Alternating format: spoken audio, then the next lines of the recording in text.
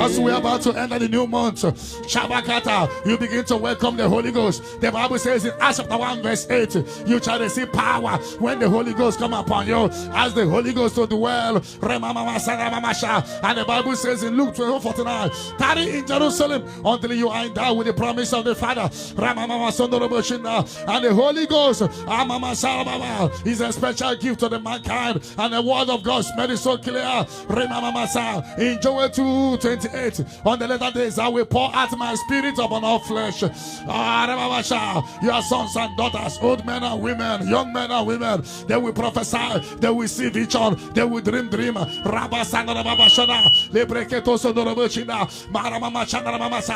God to energize you, to empower you, the power that passes through power, the power that will enable you to march upon scorpions and dragons and overcome all the powers of the enemy.